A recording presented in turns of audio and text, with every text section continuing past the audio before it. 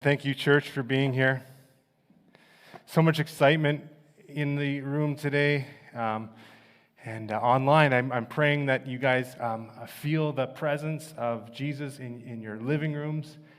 And you know, it's been a journey for each one of us through this COVID season. And as the announcements were made this past week, again, that sigh going, oh man, we thought we were coming to an end of this, and as you know, it seems like it's only starting again.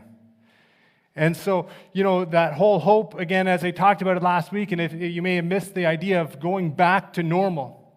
And my idea is saying this, that church is not normal. You know, that we're not going back to anything. You know, as I thought about this, I'm kind of a superhero fan. Growing up, you know, Superman was one of my favorite, you know, and you know, Batman and the Kapows, remember those graphics, right? Those back in the days, right? Spider-Man, you know, friendly neighborhood Spider-Man. You know, and as we watch the Marvel movies, and some of us in this room have watched Endgame, you know, there was great sadness in that movie as at the end of the movie, and you know, you haven't watched it, I'm not bringing any spoilers because you should have watched it by now. But in the end, if you remember, Captain America is sitting out by the lake as an old man. And you know, he was supposed to come back, he was supposed to go and do something dramatic and return all of the gems. But instead of returning as Captain America, he returns as an older man because he had decided in the midst of that to give up his powers, to give up his life. He wanted to go back to normal. You know, but for us as a church, we can't go back to normal because we are led by a man who rose from the grave and has invested that same power that brought him out of the grave. He invested that power in each one of us, and he invested that power in the church. And we cannot go back to normal because there is no such thing as normal. You know, last week we talked about the idea that the why God moments in our life, you know, lead us to why we do what we do. You know, for me, it was my story. You know, and as I reflected on it again this past week and all of the details of that story, it reminded me that I'm thankful for what I get to do every single day. And the idea is that we have three directions to go when we ask a why God moment. And I asked each one of you to begin to think about that big why God moment in your life and what direction did you choose to do. You know, we can choose to go backwards, you can choose to stay status quo, or you can choose to move forward. So today we want to ask the question, this question particularly. Why do I go to church? Now I really want to answer that again from my own personal standpoint. Why does Brian Stockford go to church? And it goes beyond the idea of Brian Stockford goes to church because he gets paid to be here. You know, there's something special about being in church every single Sunday. You know, when I drive here, there's expectation, there's excitement, there's what is God going to do today? But why do I go to church? I reflect back on my story a little bit, and you know, after the whole, you know, chaos and such continued to kind of die down, I was asked a question repeatedly every single day. This question was this: how are you doing today, Brian? And my answer was simple. It was this: better than yesterday, no better than tomorrow. Better than yesterday, no better than tomorrow. As part of the healing process and the mourning process of that accident, I was encouraged to do something out of the box, thinking, you know, go and do something you would never do. And so what I decided to do in the end is I decided I'm going to take a trip across Canada and I'm going to watch the Edmonton Oilers play in every single city in Canada. And that's what I did. Flew out to Calgary, watched them in Calgary, drove up to Edmonton, watched them in Edmonton, flew over to Vancouver, watched them in Vancouver, flew back on a red-eye flight to Toronto, watched them play in Toronto a couple weeks, went by, and then Montreal and Ottawa. It was a trip of a lifetime. And on that trip, I remember specifically, my brother lived in Ottawa, and so we went to the Ottawa game together, and then we drove to Montreal, and we watched the Montreal game together. And on the way back from that Montreal trip, I remember, well, my brother wasn't a follower of Jesus at the time. Like I had said last week, we did grow up in the church, but there was no understanding of a personal relationship with Jesus. And as we're talking after the hockey game when we're driving back to Ottawa, kind of in the late night hours, I remember talking to Brent about the reasons I decided to make church part of my life. And then he reflected on it a little bit, and he remembered, he says, Brian, he says, I get what you mean with this feeling. He says, whenever I show up to church, infrequently as he did at the time, I would get this special feeling inside of me, this tingling. Like I'm where I'm supposed to be. And I said to my brother, I said, Brent, that tingling that you feel, that's how I live my every day. That's the presence of Jesus in your life. So, when you arrive at church, often you feel lost. And when you leave the church on a Sunday, my hope is that you feel found, that there was a sense of, I was here for a reason. And that reason was why I came to church. So I talked to my brother a little bit about it as we recalled that drive, and I asked my brother to reflect on it a little bit. And I want to just read to you what he kind of suggested in this, because through COVID, much of our experience of church has totally changed. And even with the fact that a lot of us are still watching online because of that fear factor of what may be if I do arrive. And my brother says these words, and I just kind of want to read this to you because my brother has great influence on my life. He says, if I look back on that, I would have thought of John chapter 4, verse 24, where God is spirit, and his worshipers must worship him in spirit and truth. Church is an avenue for me to join community and feel God's spirit at work with like-minded believers. It allows me to enter a state of mind that is unachievable alone. It brought me into a community with fellow believers and aligned me with a common goal. It renewed me for the week to come and refreshed my spirit. It extended and showed me true love that I've not felt before. But I appreciate my brother's message as he was unclear exactly how he felt now, kind of in this COVID season. Because he lives in Ontario, and he finds himself struggling with the question as church returns to normal. As we talked about, it can never return to normal. But due to COVID in Ontario, they've been meeting outside throughout much of 2021. For the last 2 years, they've been more experiencing church at the dinner table in his backyard and intently joining a community to talk about God, to challenge and support other people and himself in faith, struggles, and life. He says, my church has been delivering groceries, calling on neighbors, lending resources to those in need, and the unemployed, the sick, and the elderly, or the single mom.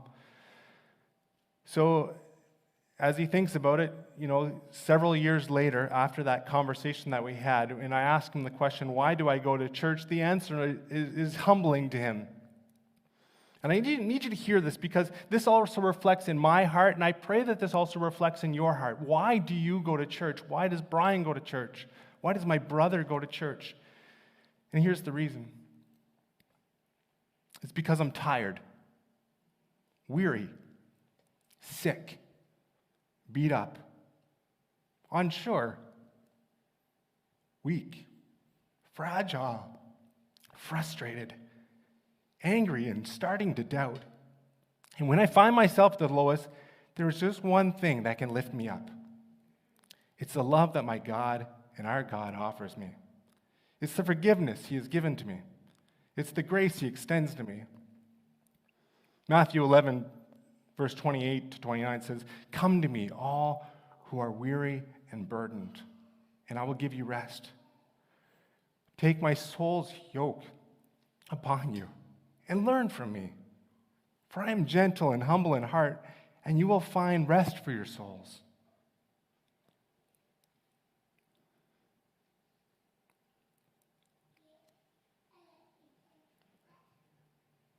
I will go to church tomorrow because I expect God to meet me where I am. Metaphorically, he will extend his hand in my direction, and he'll lift my chin to raise me up. He will renew my cup and prepare my heart and spirit to be used as a vessel once again. I will go to church tomorrow to be amongst the community of believers that I have grown to love because he has called me to serve amongst them. Church is where I meet my family that God has given to me so I can worship him in spirit and truth. Love you, brother.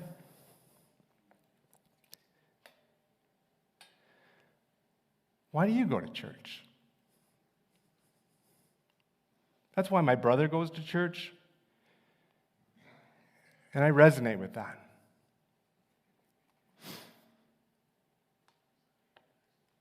It's about meaningful relationships with my Father in heaven and with each one of you guys in this room today. I do love standing outside, especially greeting some of those that are coming in a little bit late. But I'm just glad they're there. I'm just glad they're coming in.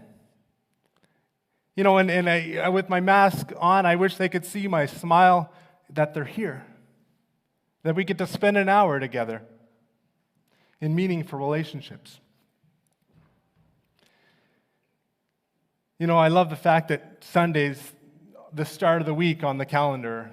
I know digitally you can actually make a choice. It says, do you want your week to start on Sunday or Monday? I don't know if you've got those calendars where you can actually choose which day of the week you want. And I'm like adamant. My week starts on Sunday because it's where I need to start it. I need to start the week off right. Now, for me, it's not about religion. And you've said and heard me say this several times. I want to be the most irreligious person in the room. I don't want to be at church because it's a religion, because I have to be here. I don't want it to be about guilt. And I don't want you to come not because you have to. If you're watching online right now, I'm thankful that you're watching online. And I feel that relational tug when we say, oh no, I watched online, it was great. I was speaking to someone this past week that sold me a vehicle, but he'd been watching us online. And that encourages me, that he's joining in that journey. Other reasons is because life is chaotic. And as I read that emotional part to you guys about my brother and the reason he goes to church, it is chaotic. You know, by the time Saturday evening comes, our emotions have gone through 7 days of craziness. It's also because it's 1 weekend of an hour where I can fully release myself from the world.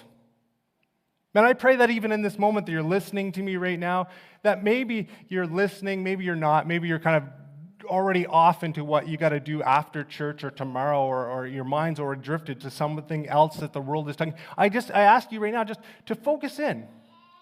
To focus in that this is the 1 hour of the week that you can say, I can release myself to the world or from the world. And another reason, and the third reason is this, is because you'd be missed. If I would say one thing about COVID that I've disliked the most, it's not seeing everybody on a weekly basis. And there's some people I haven't seen in this church since COVID started, and I miss them. You know, when I call them up on the phone, it's not the same. There's just something about gathering every single week together. There's just something about it. You know, after the Olympics, there's always the excitement, next step of the Olympics, the Paralympics, right? And I really appreciate watching these men and these women, you know, play a sport that they love even though they're missing something. Whether it's eyesight or a limb, whatever they are missing.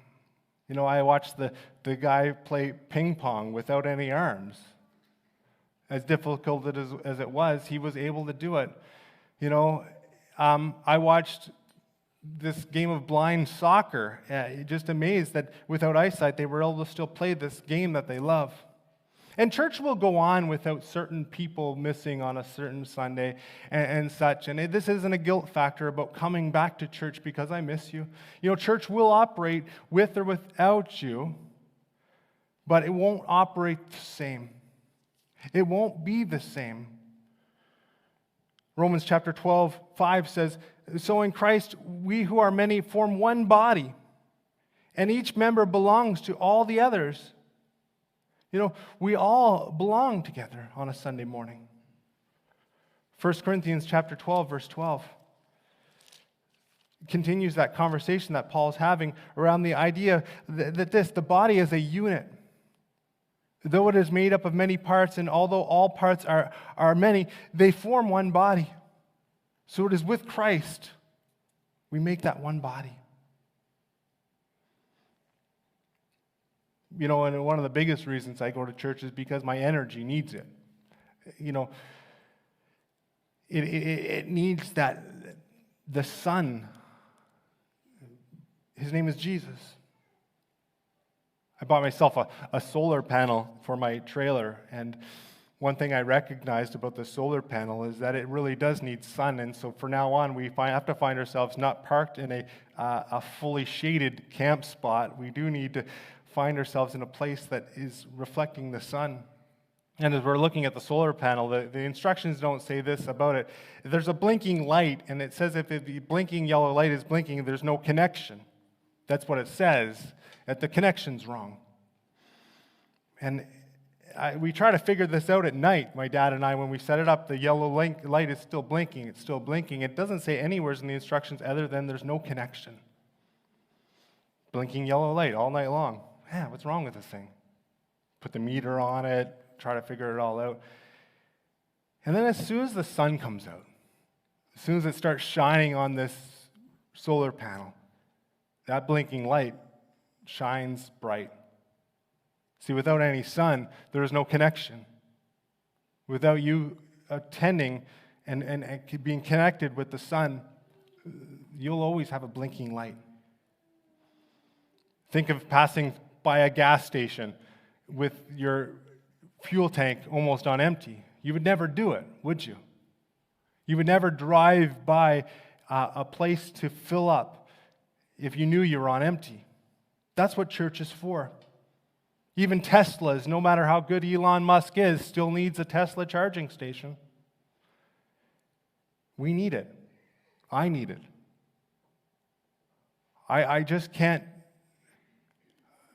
go without it. I know I would regret it. And I know I'd thrive if I showed up every Sunday and spend time with you guys and the Father. What would it look like if you did it? Not for any reason other than wanting to be here for connection. Matthew 18, verse 20, Jesus says these words, "For where 2 or 3 are gathered in my name, there I am with you." Next week, I want to talk about the idea of why you would attend 383 Hampton Road at 10 a.m. on a Sunday. Because there are plenty of opportunities outside of this spot at this time frame to be able to get that connection. You can do it wherever 2 or 3 are gathered. That's why there is no judgment for those that are continuing to watch online in a group of 2 or 3 people, because that's what Jesus promises. There's connection there. So as we go into that conversation next week about why 383 Hampton Road at 10 a.m. on a Sunday is important, I want you to think to yourself, but at least I'm in connection, because you need it. Not only do you need it, your kids need it. Your grandkids need it. You'll not regret it, and you'll thrive through it. Hebrews chapter 10, verse 25. I'm just going to spend some time before I go into that conversation, if you have your Bibles with you, because I want you to begin to highlight a few conversations that the author is having in Hebrews. And the idea is this: what would life be without this time? What would my life, what would Brian's life be without this time? I've thought about that several times, because really, as a pastor, we really have to come to grips with the idea that, that this place, well, I'll just be honest with you. I've often thought, if I wasn't the pastor of 383 Hampton Road, would I attend here at 10 a.m.? And sometimes that question, has gotten the answer, maybe not. Sometimes it's gotten that. So I really have to dig down deep in my heart and say, okay, God, beyond just being here because I would get fired if I wasn't, beyond that, I need to get down to that deep level for each person, each one of you in this room right now. Because if I'm not a pastor that wants to be here, then how can I expect anybody in this room that's watching or listening to me now also want to be here? Because if I don't enjoy it, if I don't get filled by it, if I don't thrive because I'm here, if I don't, then how can I expect any of you to? How can I expect any of you to? So what is it? Hebrews chapter 10, verse 19. It says, therefore, brothers, since we have confidence to enter the most holy place by the blood of Jesus, by a new and living way, open for us through the curtain, that is his body. And since we have a great high priest over the house of God, let us draw near to God with a sincere heart in all assurance of faith, having our hearts sprinkled to cleanse us from a guilty conscience, and having our bodies washed with pure water. Let us hold unswervingly to the hope we profess, for he who promised is faithful. And let us consider how we may spur one another on toward love and good deeds. And finally, let us not give up meeting together, as some are in the habit of doing, but let's encourage one another, and all the more as you see the day approaching. Sue prayed for good weather next week. If there's been one stress on my mind, it's this. Two stresses. Is first that the weather is horrible next Sunday and nobody shows up. That would be stress number one. Stress number two is some of us become cheap church-going people and don't support the food trucks. Those would be two real big worries that I have on my mind right now. But there are just two worries and several blessings that I look forward to. And I've been praying for September 26th for the longest time, that even those that are watching us online right now, I just pray that that's the one Sunday you say, I'm going to show up. I'm going to show up and I'm going to begin this journey with my friends. And it's about not forsaking the church. Verse 25 says, let us not go on, give up meeting together as some are in the habit of doing. Another word could be forsaking. It's not forsake it. Let's not abandon it or let it down, is what some translations of forsaking is. And some of us are in the habit of doing that, is what the writer is saying. And I don't want any of us to be in the habit of forsaking it. But you know what? What happened during COVID is this. I don't know if you guys know the 2190 rule or not. The 2190 rule is this, that it takes 21 days to make a habit and 90 days to make it a lifestyle. But in the church scene, it really takes 3 weeks in a row before it becomes a non-priority anymore. And COVID's been going on for these, 18, 19, 20 months, forever. And some of us have gotten out of the habit of attending church. Watching online, it's great. Don't get me wrong. I don't want anybody to feel that I'm guilting them into this. But again, it's about the idea of creating a lifestyle of going to church. Because if our kids see it, they'll mimic it. Because they see that you want to be here. And the last thing I want, don't show up because you have to show up. Don't show up because you're guilted into showing up. Show up because you want to be part of it. You want to create that lifestyle. And when you know a lifestyle is hard to create, 90 days it takes. But only a snap decision to break a lifestyle. I remember for me, I went on this kick of no sugar, no desserts for quite a span of time. It went on for probably almost a year.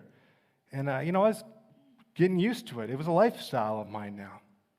I remember this one time I was taking 18 youth down to Honduras along with 8 people for medical missions. So 24 of us were heading down to Honduras to minister down there. And one of the things I kept saying to the teenagers is this: I know your eating habits in North America, but when you get down there, when a plate of food is put in front of you, you're not going to be like you are at home where you say, I don't like that, I'm not going to eat it.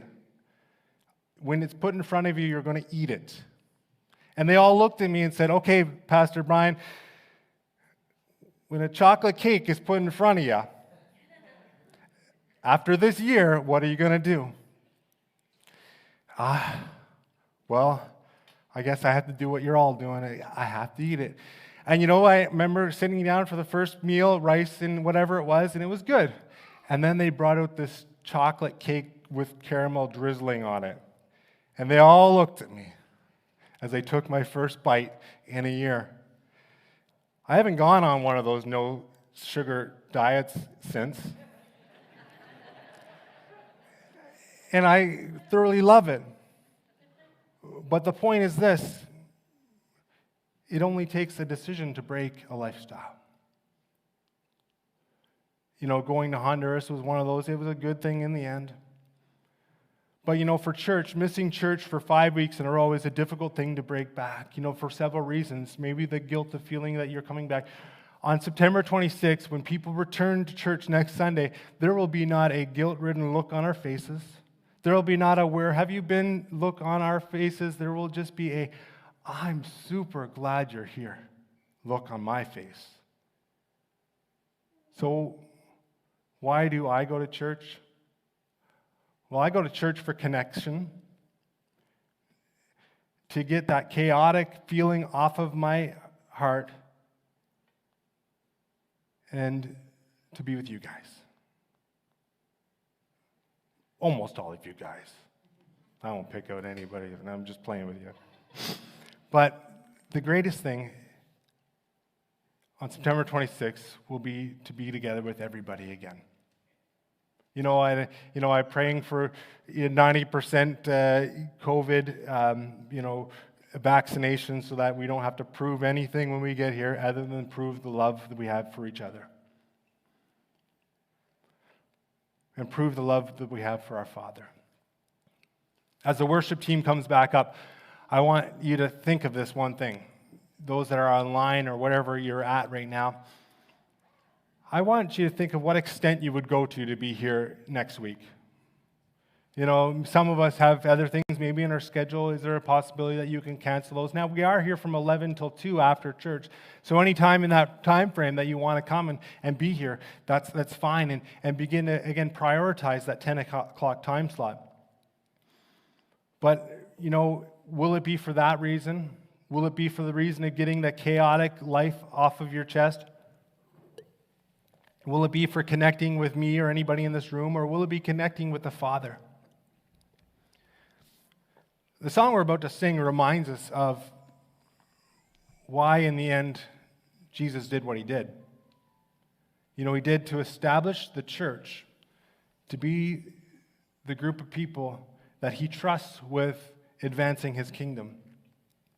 But to make it possible, even the writers of Hebrews says that the church is not possible without the blood of Jesus, without his death, and most importantly, without the resurrection of Jesus. Because in the end, the resurrection of Jesus is what gives us power to meet every single Sunday at 10 o'clock. The resurrection of Jesus is what saves you and brings the church life.